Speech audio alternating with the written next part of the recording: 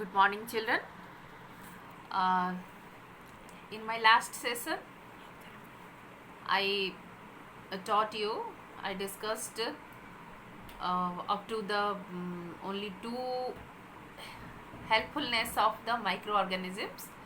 In this part, that is part 2 of microorganisms friend and foe, I am going to discuss rest of the usefulness of microorganisms and harmfulness of microorganisms too. So in this session we will discuss commercial use of microorganisms, which we have already discussed, the making of curd and making of bread.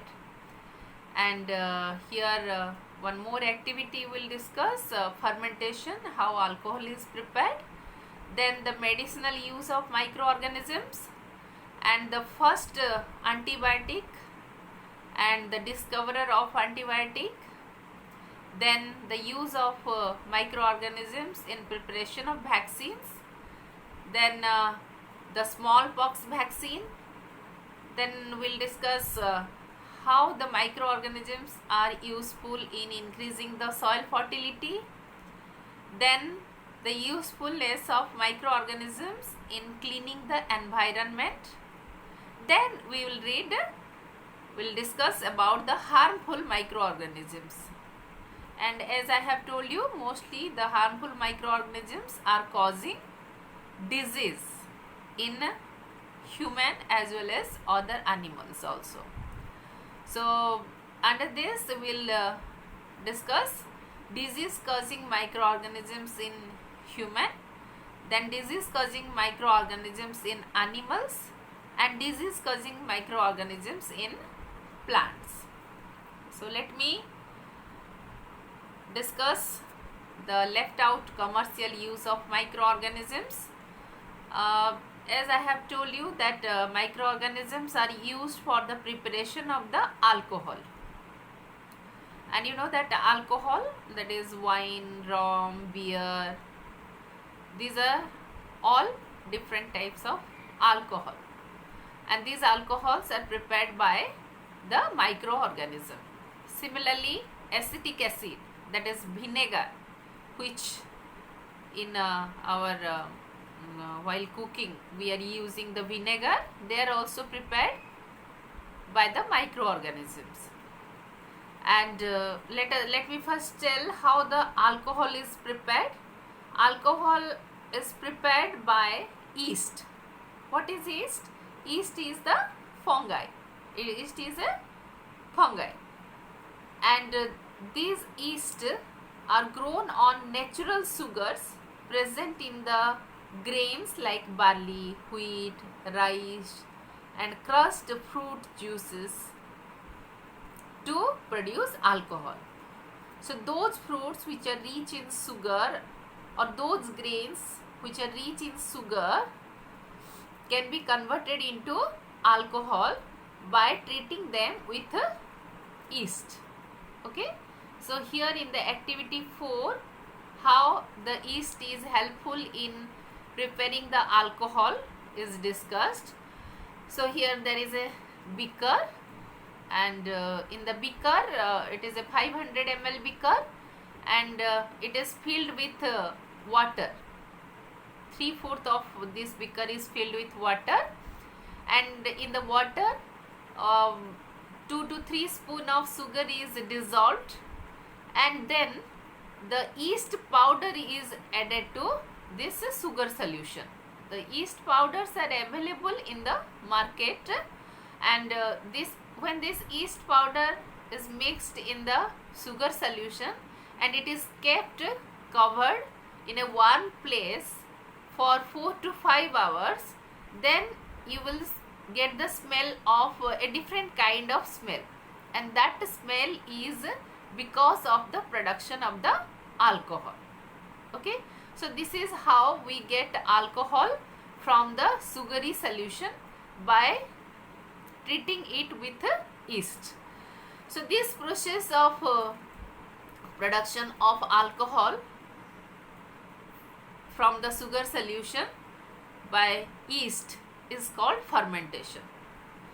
And this process was first discovered by Louis Pasteur in 1857.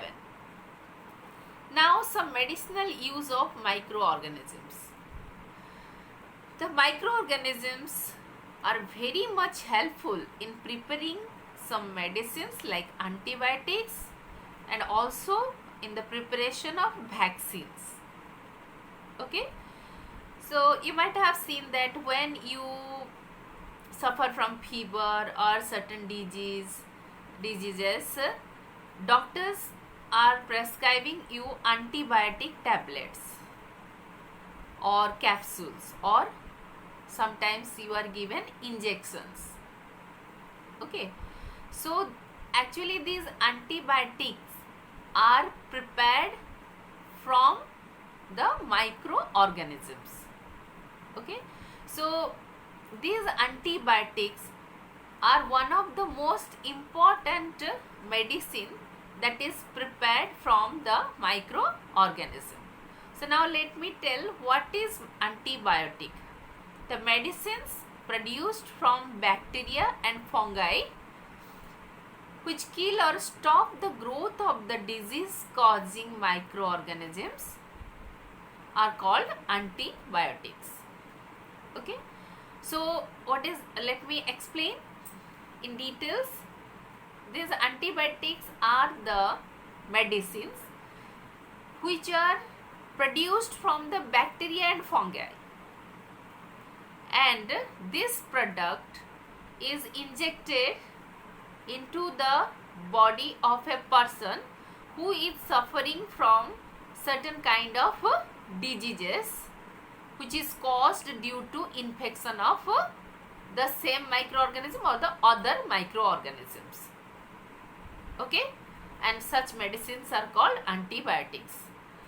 And some examples of antibiotics are streptomycin, tetracycline, erythromycin, ofloxacin, etc. Okay, and they are made from always from either fungi or bacteria, but not from virus or protozoa or algae. Okay, so how these antibiotics are prepared? The antibiotics are prepared by growing specific microorganisms and are used to cure a variety of diseases. For example, A is the microorganism. We have produced the antibiotic from the microorganism A, but these antibiotics can be used against many microorganisms like B, C, D, E, like this.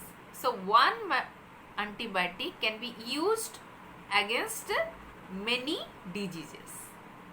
Okay, so this is one of the most important advantage of the antibiotics. Okay, but we have to be very, very careful while taking the antibiotics. You should remember these things. The antibiotics should be taken only on the advice of a qualified doctor. So if the doctor has not advised, then you should not take the antibiotics. Okay, next point is the antibiotics should be taken in prescribed dose. Dose means, you might have seen that when doctor is prescribing you any medicine, he or she is writing on the prescription twice daily after food or once daily before food, like this. So this is the dose, the amount and the time when these medicines are to be taken. So these antibiotics should be taken in the prescribed dose. If we will not take in prescribed dose, means if we will take excess antibiotic or will take a less antibiotic than prescribed, then what will happen? In future, the antibiotic will not be effective. Suppose I am getting some infection, doctor has given me antibiotic, But after doctor has prescribed the antibiotics for 5 days, suppose, but due to because after taking 3 days, suppose say I am feeling well, then I decided that I will not take the antibiotics further, and I stop taking antibiotics. Then what will happen? When I get the same infection or disease in future once again, then the doctor will prescribe the same antibiotic, and when I will take this antibiotic, that antibiotic will not be effective, that will not work upon curing the disease. So this is that's why we have to be very careful while taking the antibiotics. The antibiotics should not be taken in excess amount or in less amount. Okay. And antibiotics are not only given to the human being, they are also given to the animals, because the animals are the poultry and livestock are also suffering from different kinds of infections. So in those cases, the antibiotics are added with the feed of the livestock and poultry, and they eat that orally, and they take that, and the microbial infection is checked in them in this way. Okay. And not only that, not only in animals or human being, the microorganisms are also used to control many plant diseases. So here the as you know that penicillin is the first antibiotic. It was discovered by Alexander Fleming in 1929. So there is a story behind this. During World War II, he was working on a culture of disease causing bacteria, and suddenly he saw that a small green mold is found in one side of his culture plate, and he observed that he was growing the bacteria, but he observed that where the mold means it is a fungi, the fungi is growing, the place where the fungi is growing, in that area there is no bacterial growth. That means what? The fungi is preventing the growth of the bacteria,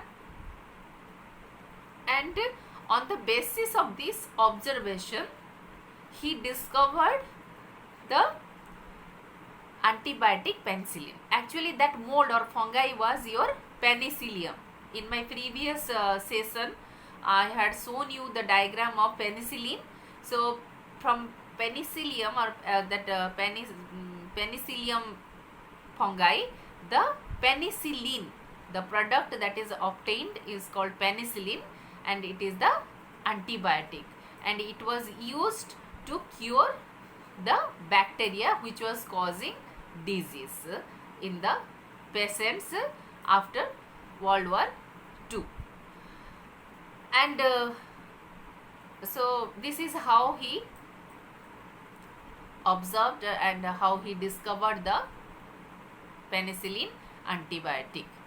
And this penicillin is not killing the bacteria of one kind only. This penicillin can be used for many bacterial infections. Then come to the use of microorganism in preparation of a vaccine. First, let me tell you about the defense system of our body. Then only you can understand what is vaccine and how they work in our body. See, our body has a defense mechanism. What is defense mechanism? See, in a country there is a defense system. like the army, air force, the navy persons are there. They are giving security to the country. They are always at the border of the, working at the border of the country. Similarly, in our body also there is a defense system, defense mechanism. What is this defense mechanism? This defense mechanism means there are some cells in the body which produce a type of chemical, that is protein, called antibodies when any microorganism or foreign body enters into our body. Okay, so this is how the defense system of our body works. Okay, so as in the border, when any person from the outside will enter, unknown person will enter, then immediately what will happen? The security force will start attacking them, or they will get ready to attack that person, okay, or to kill that person. Similarly, in our body also such type of cells are there. They are always ready to defend or protect our body against any kind of infections. Okay, so now let me tell you about the vaccine. Vaccines are nothing but the dead or weakened microbes which are injected into a healthy body. When they are injected, what will happen?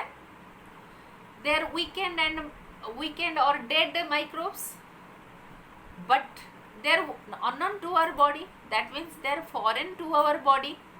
So when they will enter into our body, our defense system will become active, and the defense cells, as I was talking about, some types of cells, these cells will fight against these weakened microbes or dead microbes.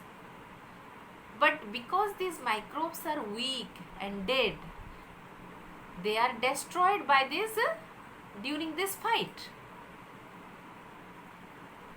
But during this fight, our body cell produced a specific type of antibodies, and these antibodies, the production of antibodies, are remembered by our body. And when a strong microbe, same microbe will infect our body, then immediately the body has memorized the response. So immediately the body will produce the antibodies in large amount, and the antibodies will kill the microorganisms. And this is how the vaccine works in a body. So vaccines are the dead or weakened microbes which are injected into a healthy person to fight or kill the microorganism during infection in future. Okay, so it is always given to a healthy person, not to a infected person. So suppose one person has got infected, and after that I will give them vaccine, then what will happen? Already the microorganism, the infection is there, the bacteria is there, the infection is there, and again I am giving the dead or weakened microorganism. Then what will happen? The disease will become very serious, very severe. So vaccines are always given at a particular age. So you might have seen that after the birth of a child,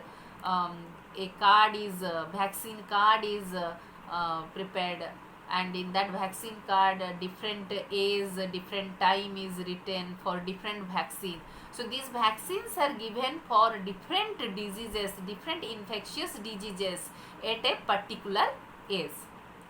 And one such vaccine, very common vaccine, that is polio vaccine. And you know that polio and smallpox are totally eradicated from our country. So this is because of giving the vaccine to each and every child after its birth in a particular age. Okay, so now this is what is called your vaccine, and by vaccine we can prevent certain diseases like cholera, tuberculosis, chicken pox, smallpox, hepatitis, and so many other diseases. Let me tell you one thing, one example. See how these vaccines are working. Suppose I have infected by chicken pox virus. Then what will happen? For the first time I am suffering from chicken pox. I have not taken the vaccine previously. Then the symptoms will be severe. Okay, but after recovering from the chicken pox, when I will get exposed to the same virus in future, I may not get infected, or if I'll get infected, that severity will not be there. The symptom will be very less and I will be recovered very soon. Okay, so this is how our body is memorizing the microorganisms, and the responses are memorized by producing the specific type of antibodies. Okay, now the smallpox vaccine, you know that smallpox is totally eradicated from India. It was discovered by Edward Jenner and in 1798, and here the steps or the precautions are to be taken while taking the antibiotics, which I have already told you. Now the next usefulness of microorganism is your increasing the soil fertility. Some bacteria and blue-green algae are helpful in increasing the fertility of the soil by fixing nitrogen. You know, in the atmosphere 78% nitrogen is present. Okay, 78% of the atmosphere is nitrogen, but even after such huge amount of nitrogen, the plants are not able to receive this nitrogen present in the air directly. So in that case, the bacteria and blue-green algae are very helpful to fix the nitrogen either into the soil or into the plants directly, and this is called nitrogen fixation. Okay, so you have already studied it in class 7, that how the rhizobium in the root nodules of legume plant fixes nitrogen in the plant, and similarly the blue-green algae, they also fix nitrogen, and some other bacteria is also there which also fix nitrogen in the soil. Now the role of microorganisms in cleaning the environment. In the last session I was telling you that how the microorganisms are helpful in decomposing the waste, organic waste. Organic waste means what? The waste materials that is produced by the death of the living organism or from the excreta or waste material of the living organism, that is animals or plants. And these wastes include your vegetable peels, fruits, spoiled fruits, or any other organic wastes. So what happens when we dispose them in the surrounding, then if they will leave as such, then a bad smell will come and the environment will get polluted, and that will be a threat to our existence. But due to presence of certain microorganisms, especially the bacteria decompose the organic waste and they convert it into manure. And you know that the manure, in first chapter you have studied about the manure, how the manure increase the soil fertility. Not only fertility, in many ways the manure are helpful for crop production. Okay, and in this way the environment gets cleaned. So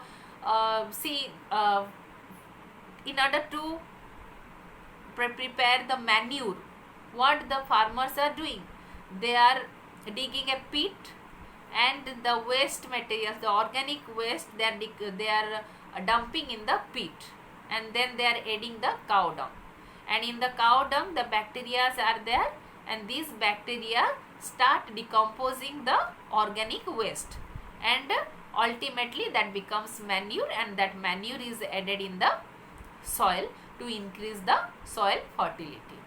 So this is how the microorganisms are helpful in cleaning the environment. So till now we are discussing about the usefulness of the microorganism.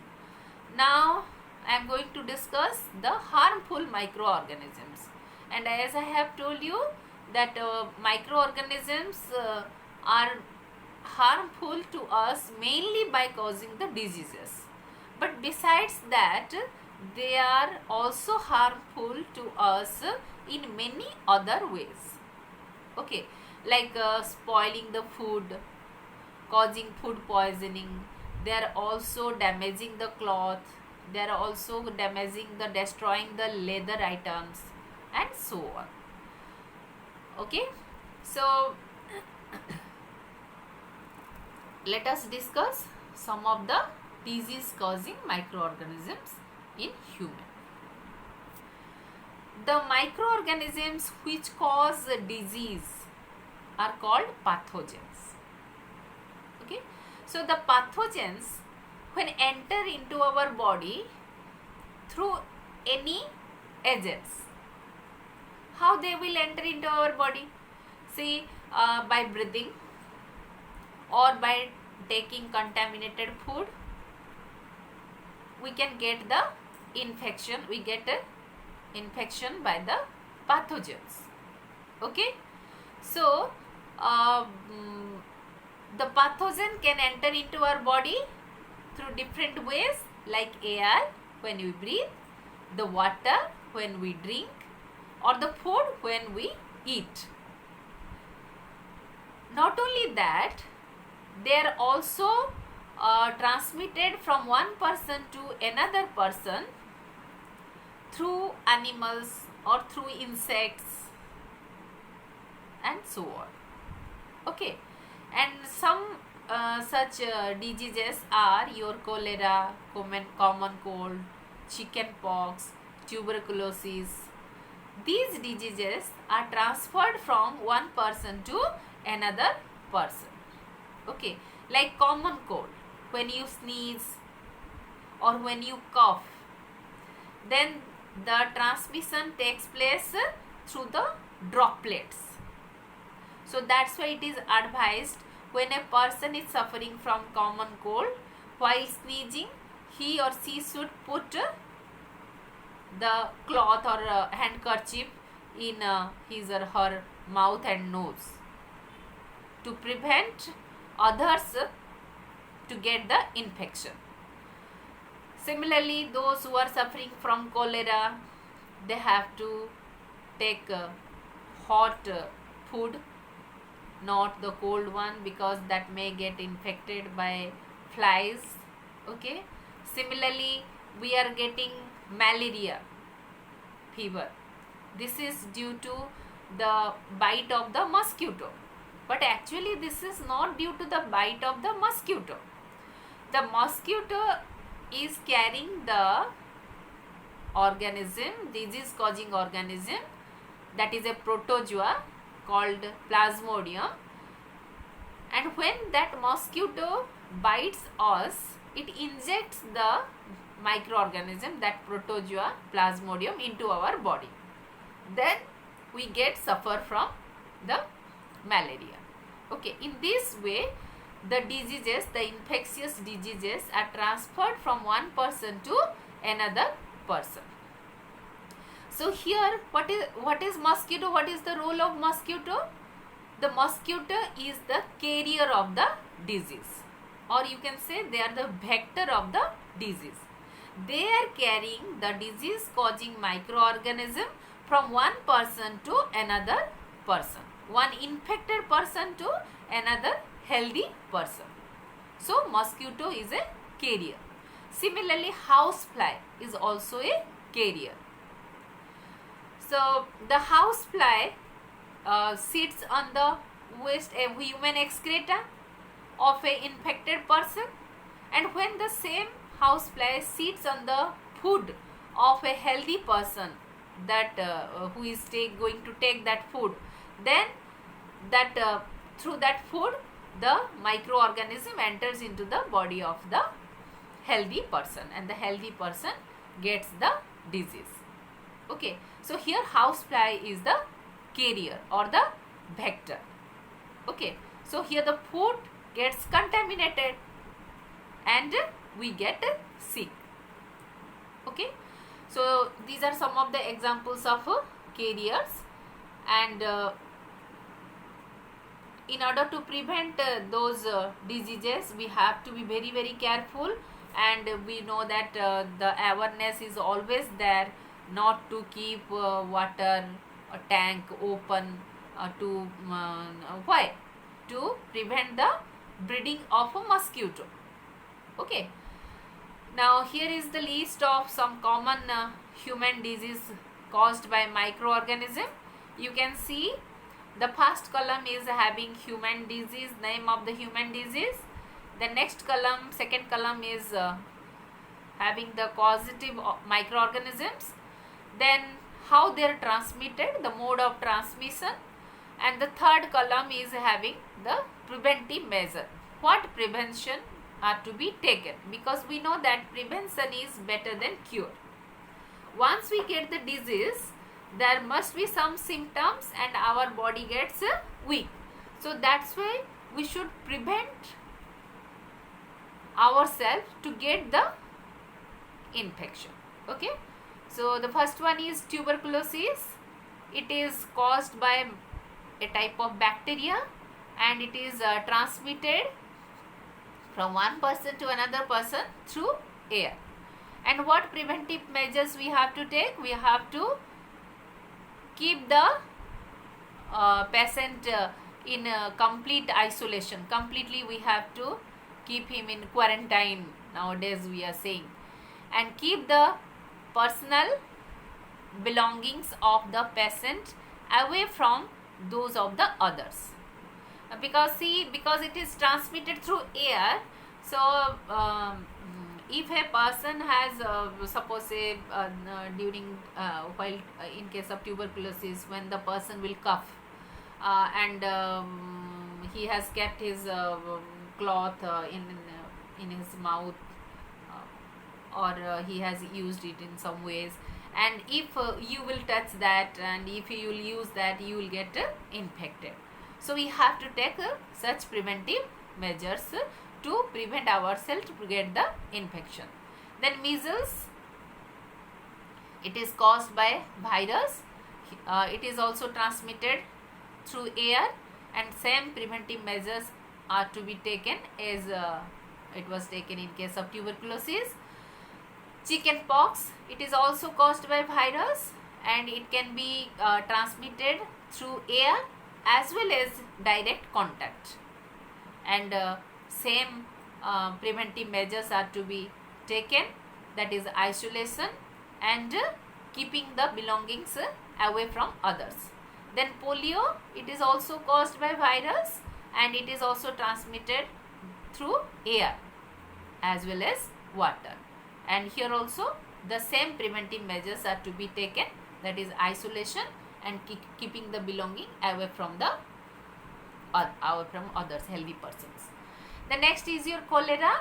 It is caused by bacteria and it is transmitted through contaminated water and food. Okay, so in this case we have to maintain personal hygiene by taking good food, hot food, boiled water, and we have to keep good sanitary habits. Okay, and properly cooked food we have to take. The next is your typhoid. It is also caused by bacteria and the mode of transmission is contaminated water, and the same preventive measure are to be taken as it was taken in case of it is to be taken in case of cholera. Then hepatitis B, that is it is caused by virus. The mode of transmission is water, and the preventive measure is that is we have to take is drinking boiled water, and nowadays the vaccines are also available. At a regular interval we have to take the vaccine so that we can prevent the infection of hepatitis virus. Okay, the next is your malaria. It is a very common type of disease, infectious disease in our country. The malaria is caused by a protozoa. You know that protozoa is another group of microorganism, and name of that protozoa is Plasmodium, but it is transmitted by a carrier or a vector. And who is that carrier? That carrier is female Anopheles mosquito. Okay, so in order to prevent ourselves to get malaria, what preventive measures we have to take? We have to use mosquito net and mosquito repellents, and we can also spray insecticides in our surrounding. We should not keep water logging in our nearby areas, so that we can prevent the breeding of the mosquito. Okay, so that the mosquito population will not be there. Okay, so these are the some of the diseases caused in human being. Okay, now let us discuss some of the disease causing microorganisms in animals. As I have already told you that the microorganisms are also causing diseases in animals other than human being. Some of the some of the diseases are anthrax, and another one is your human and cattle, that is caused in human and cattle. Anthrax is caused in human and cattle, and there is another very dangerous disease, that is foot and mouth disease of cattle. Okay, anthrax is caused by a bacteria, and generally those who are working in textiles, they usually get infection of this anthrax bacteria, and this anthrax infection also takes place in case of cattle. And foot and mouth disease is caused by a virus, and in case of cattle this takes place. Okay, now these microorganisms are not only causing disease in animals and human, they are also causing diseases in plants too. Some microorganisms cause disease in plants such as wheat, rice, potato, sugarcane, orange, apple, and all other types of plants and crops. Let me tell you some examples. You might have observed that in case of sugarcane, there is a red patch is there when you cut it. In rice, you will see rice leaf, that is paddy leaf, you will see sometimes the black spongy structures are there. Even in potato, sometimes you may observe the black patches are there. So what are these? These are all the diseases in the plant which are caused by the microorganisms. So when the microorganism cause any disease in the plant, then the proper growth of the plant may not take place, and proper flowering, proper fruiting, and if fruiting will be there, the fruit will not be of a better quality. Okay, so these kind of harm are caused to the plants. Okay, and ultimately when they infect the crops in a field, gradually it spreads the whole crop, and it reduces the yield of the crop. Okay, so then how to reduce or how to control the infection or control the microorganisms? So in order to control the microorganisms, the chemicals called pesticides are sprayed on the crops to prevent the growth of the microorganism on the plants. And here are some common plant diseases caused by microorganisms. You can see that is citrus canker. It is caused by bacteria. The mode of transmission is air. Then rust of wheat. It is caused by fungi, and it is transmitted by air as well as by the seeds. Okay. Then yellow vein mosaic of bhindi or lady's finger. It is also caused by virus, and it is transmitted from one infected plant to another healthy plant by insect. So these are the